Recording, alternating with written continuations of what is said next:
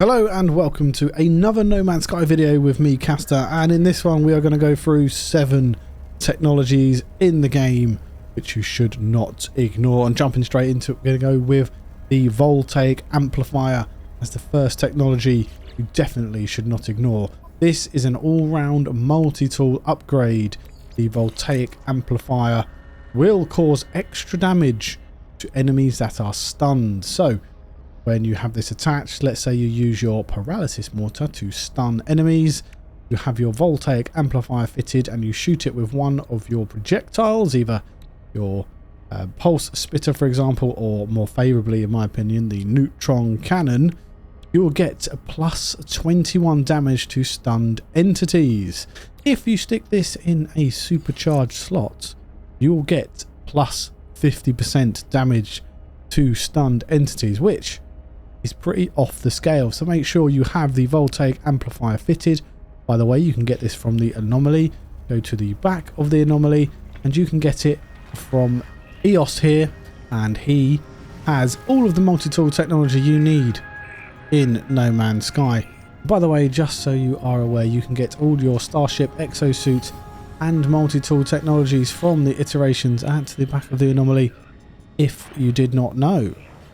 So moving on to number 2 in our 7 technologies not to ignore in No Man's Sky. And the next one is the Economy Scanner. The Economy Scanner will allow you to see the economy within the galactic map. If we have a look at our current system in the galaxy map here, we can expand our data and we can see that it is a mining economy and it is pirate controlled. If we go to another one, let's have a look here at this 3-star power generation Viking system. That is what it's telling us. Power generation you can sell for 67.9% buy, minus 10.9% over. So it gives you a bunch of information here, which is quite nice. And if you know the economy of a system, you'll be able to find things like better ships, better weapons, better technologies, etc. within these systems. In fact, what I'm going to do is I am going to set waypoint here, so I know where this is, so I can come back to it and have a look in this system for varying things. Not only does it enable you to see the economy of any given system in the galaxy map, you can also use it in your drop down menu here. Go over to your economy scanner and you can search for nearby trade outlets. Local trade database loading.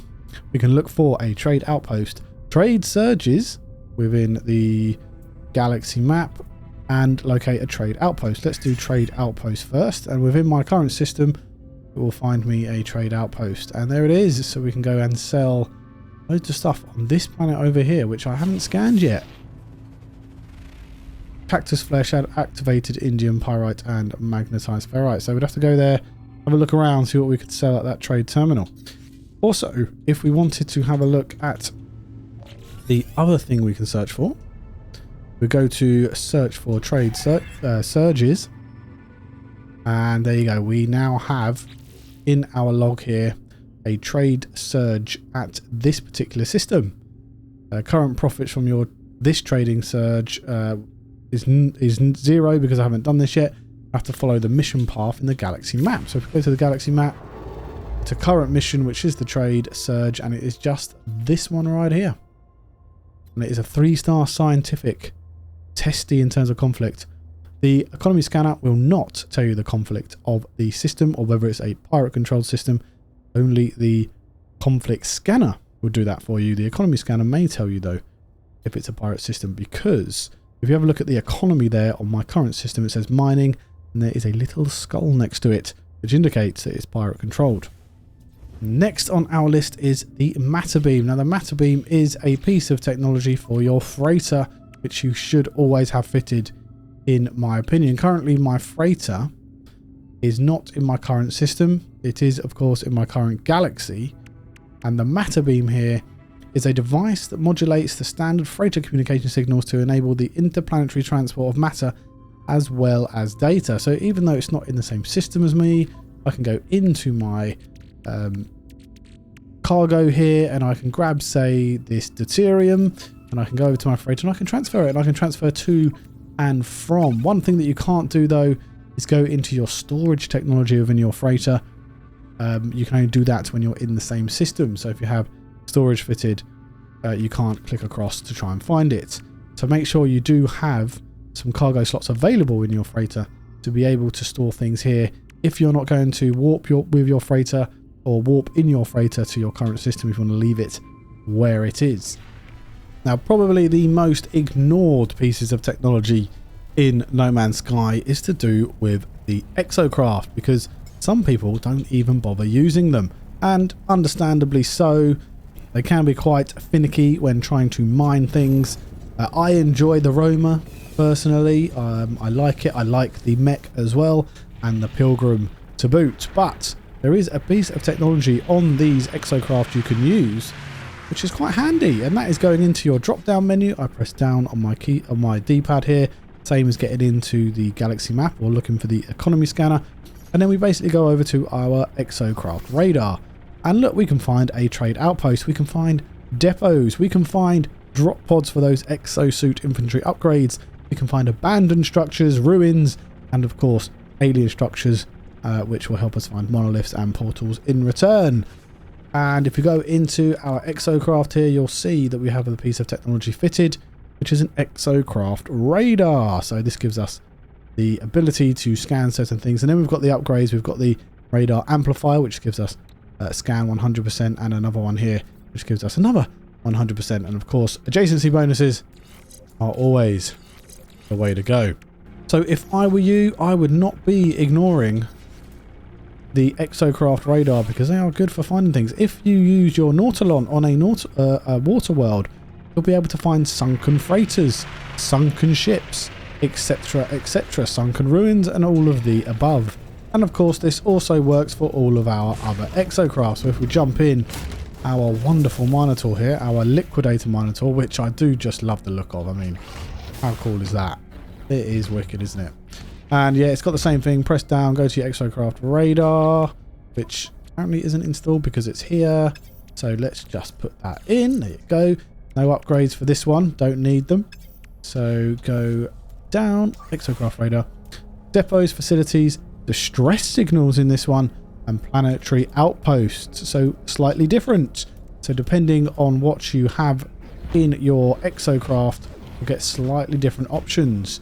I believe, and please do correct me if I'm wrong down in the comments, that the Roma, the Pilgrim, the Colossus are the same, but the Mech and of course the Nautilon are different in terms of what they are finding in the radar. Next on our list is the Sub-Flight Amplifier. So let's quickly have a look at that one. The Sub-Flight Amplifier is a highly advanced upgrade for the pulse engine, vastly increasing interplanetary speed. Pulse drive power plus 30%, naturally occurring frame shift effect within the pulse engine are amplified by trinitum-based resonators, increasing its maximum sub-light speed. Definitely worth getting that bad boy from the anomaly and fitting it into your starship. Plus 30% pulse drive power is quite significant. Definitely do not ignore this piece of technology. Number 6 on our list is the efficient water jets. So these efficient water jets make it so much easier to jetpack through the water, especially on these massive water worlds that came as part of the World's Part 1 or 2 update. I can't remember now off the top of my head which one it was. Improves the full efficiency of the jetpack's marine jets, reducing the drain on exosuit life support systems. Aqueous compressor units are installed into the jetpack's turbines, bypassing the large energy requirements of underwater ignition. And if we dive all the way down, it makes it a lot easier for us to do so. Yes, you can use the Nautilon to go up and down into these beautiful, deep underwater worlds.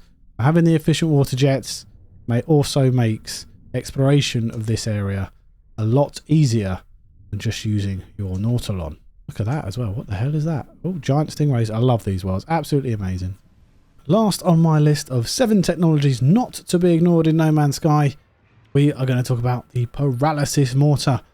Non-violent projectile weapon. Launched projectiles will incapacitate nearby targets with a burst of electrical energy, effective against both biological and electrical entities. Now this coupled with, now there are no adjacency bonuses, that's fine. This coupled with the Voltaic Amplifier, which gives you 50% damage to stunned entities when in a supercharged slot, or 21%, sorry, in a non-supercharged slot. If we have a look at our weapon, go to our Paralysis Mortar by pressing B here, and then I'm going to go over to my neutron cannon, make sure it's all loaded, which it is, and find myself a sentinel. There was one about. So here we have some sentinels coming in after I killed the first one, and we're going to fire our Paralysis Mortar. Boom! And then our neutron cannon, if we could hit him please, will absolutely tear them to bits. Let's try that again. One shot, two shots, and they are down, especially if you have a really strong weapon with loads of supercharged slots within your technologies like I do. Here, I've got, what, three of them? 4 of them if you include the Voltaic Amplifier within the supercharged slots, along with using the Paralysis Mortar. So definitely use the Paralysis Mortar. It's one of my favourite things for the multi-tool in stunning those sentinels when I am fighting them, or other things as well, but mainly use it against the sentinels, especially using it against the dog or the spiders, the corrupted spiders, and the walkers, and the sentinel exomech sort of walker thing as well. So there you go, guys. There is my 7 technologies not to be ignored in No Man's Sky. I hope you've enjoyed the video. Let me know what other technologies you would not ignore, definitely use within the game. It'd be really interesting to know. Like and subscribe, all that good stuff. Hopefully I will see you in the next video. Take care out there, and bye bye.